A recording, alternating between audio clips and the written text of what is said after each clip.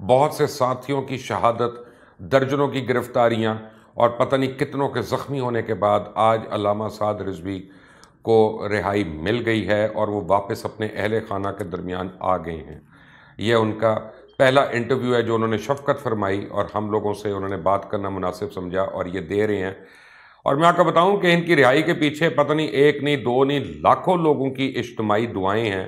میں لوگوں کو جانتا ہوں جو بھیگی آنکھوں سے اشک بار ہو کے ان کی رہائی کے لیے، ان کی کامیابی کے لیے دعا مانگتے رہے، اور آج اب آپ اگلی آواز سنیں گے علامہ سعد رضوی صاحب کی۔ علامہ صاحب السلام علیکم۔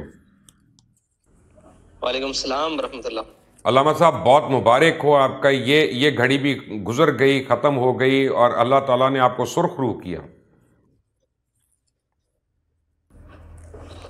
جی هذا من فضل ربی اللہ الکبریاء فی السماوات والارض وهو العزیز الحکیم۔ اللہ تعالیٰ کی ذات کا کرم ہے، سید عالم کے نگاہ خاص ہے، بس ہمارا تو کچھ نہیں ہے جی، مالکوں کی یہ سب کچھ۔ آپ کو کیسا لگ رہا ہے اب باہر آ کے؟ اب آپ کو یقین آ گیا کہ آپ کی رہائی ہو گئی؟ جی میں اس یقین سے ہوں، میں نے تو اپنے آپ کو قید سمجھا ہی نہیں تھا، جو تیرے عشق میں قید ہوئے وہ کیا قید ہوئے۔ ماشاءاللہ ماشاءاللہ۔ آپ کو پتہ ہے رضوی صاحب کے جو ناموس رسالت ہے نا، اس کے لیے ہر پاکستانی اپنی جان دے سکتا ہے۔ بے شک ایسا ہی ہے جی۔ اور آپ کو اتنی کم عمری میں اللہ نے یہ اعزاز دے دیا کہ آپ اس کے امیر بنے اس تحریک کے۔ جی بالکل ایسے ہی۔ حضرت اب مجھے بتائیں، اب آپ کو کس وجہ سے اندر نظر بند کیا ہوا تھا؟ کچھ یہ تو پتا چلے، اور غیر قانونی آپ کو کیا ہوا تھا؟ جناب یہ تو تمام کورٹس کے فیصلوں کے بعد قانون اور تمام ذمہ داران بھی نہیں جان سکے کہ ہم نے اس شخص کو کیوں بند کیا ہوا ہے، تو یہ تو ان سے پوچھا جائے کہ کیوں بند کیا ہوا ہے۔ جو بند ہے وہ کیا بتائے کہ میں کیوں بند ہوں، اسے صرف اتنا پتا کہ میں بند ہوں۔ علامہ صاحب مجھے خبریں ملتی تھی، میں لوگوں کو دیتا نہیں تھا کیونکہ میں چاہتا تھا کہ جب آپ آ جائیں تو آپ سے تصدیق کے بعد دوں کہ آپ کے اوپر تشدد بھی کیا گیا تاکہ آپ کوئی مطلب کا پولیس کی مرضی کا ویڈیو بیان جاری کر دیں شورا کے لیے۔ کیا ایسا ہوا تھا؟ دیکھیں جی، اس راہ میں سب کچھ ہوتا ہے لیکن آخر انجام کو دیکھا جاتا ہے۔ جو کچھ ہوا وہ ایک راہ تھی اور اس راہ میں سب کچھ قبول ہے، وہ گرفتاری ہو، تشدد ہو، میرے پر اس سے زیادہ تشدد کیا ہو سکتا ہے کہ میرے کارکنوں کا خون بہایا گیا اور میرے کارکنوں کو زخمی کیا گیا، ان کی ٹانگیں توڑ گئی۔ میں تو اس تشدد سے باہر نہیں نکل سکتا، ذاتی حیثیت میں تو کوئی حیثیت ہی نہیں رکھتی نا۔ لیکن مجھے جیل سامنے یہ دکھ رہا ہو اور آپ کو معلوم ہو رہا ہو کہ آپ کے کارکنوں کا خون بہا جا رہا ہے، اور وہ لوگ جو بے قصور ہیں، جو صرف ایک اپنے احتجاج کے لیے نکلے ہیں اور تمام دنیا احتجاج کرتی ہے، ان کو گولیاں یا ان کو بلٹ یا ان کو شیل فائر کیے جائے، تو میرے اوپر اس سے بڑا تشدد کیا ہو سکتا ہے؟ علامہ صاحب لیکن مجھے یہ بھی پتا چلا ہے کہ جیل میں آپ کے اوپر اتنا تشدد ہوا کہ آپ کے گردوں سے بلیڈنگ شروع ہو گئی تھی۔ سر جانے دیں یہ باتیں، چھوڑیں، ہم اس طرف چلتے ہیں جو آگے نئی راہ کھولے۔ یہ تو گزر گیا ماضی تھا اور بڑا حسین ماضی تھا۔ نہیں، لیکن آپ کے کارکنوں کو پتہ ہونا چاہیے کہ آپ نے کتنی صعوبتیں اور تکلیف اٹھائی اور برداشت کی۔ دیکھیں جب میرے علم میں اور میرے کارکنوں نے کر کے دکھایا ہے کہ انہوں نے اتنی قربانیاں دی، تو ان کو پتا ہوگا کہ ہم جس کے اوپر ہم نے بھروسہ کیا ہے وہ ٹھیک ہی چل رہا ہے۔ اب مجھے بتائیں آگے کا لائحہ عمل کیا ہے؟ 4 شیڈول ختم ہو گیا آپ کے لیے، کل عدم کا لفظ ختم ہو گیا، سیاسی جماعت تسلیم ہو گیا، تو اب کیا لائحہ عمل ہے؟ جی لائحہ عمل وہی ہے جس کو ہم لے کر چلتے ہیں، وہ ناموس رسالت اور ختم نبوت کے اوپر کام ہے، اور اس ملک میں ہر ظالم کے پنجے سے مظلوم کو چھڑوانا ہے، اور ہر غریب اور مسکین اور جو ذہنی طور پر مفلوج کر دیا ہے ان ظالموں نے، ان کے چہروں پر مسکراہٹ لانا، یہی ہمارا آگے کا لائحہ عمل ہے، ان کو خوش رکھنا، ان کو خوش کرنا۔ اچھا، جب آپ کے ساتھ میٹنگز کرتے تھے یہ جیل کے اندر یا سیف ہاؤس کے اندر، تو کیا کیا مطالبات کرتی تھی حکومت والے آپ سے؟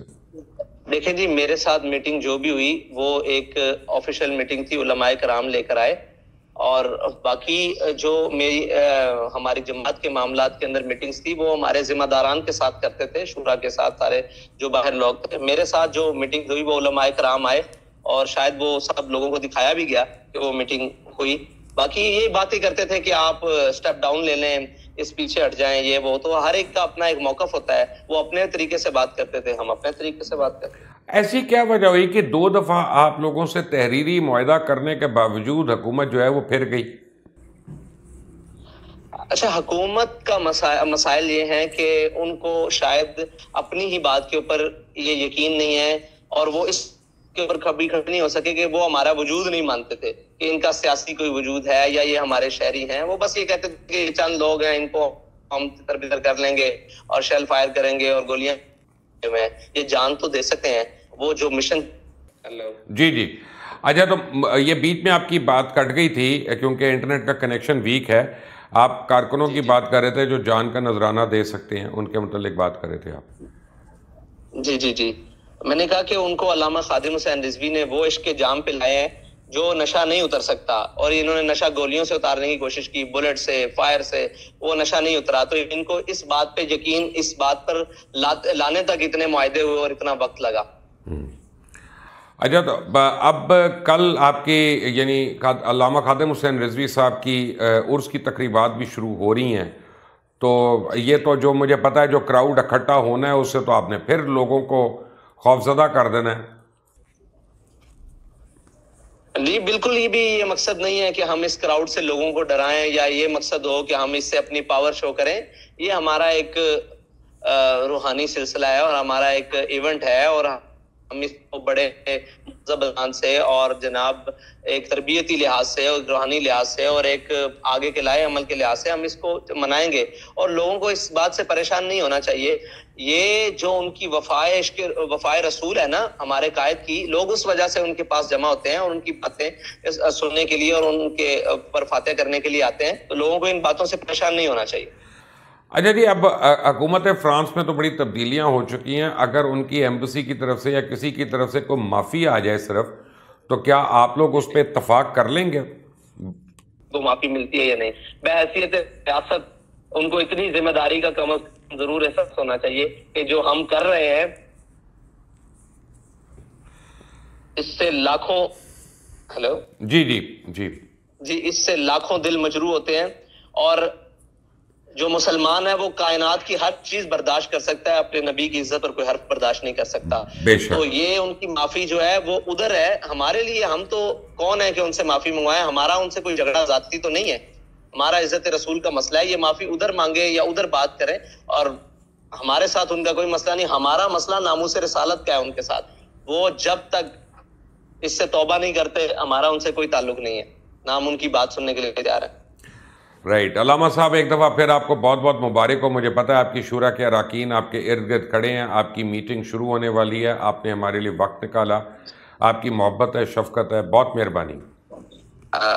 مبشر صاحب آپ کا بھی بہت شکریہ. آپ نے بڑے کروشل ٹائم میں ایک بہت ہارڈ سٹینڈ لیا. اللہ تعالیٰ آپ کو دونوں جانوں کی نعمتوں سے مالا مال کرے. آمین. شکریہ. اللہ حافظ. اور اقصی کی آواز کو اسی طرح پہنچانے کی توفیق دے. آمین.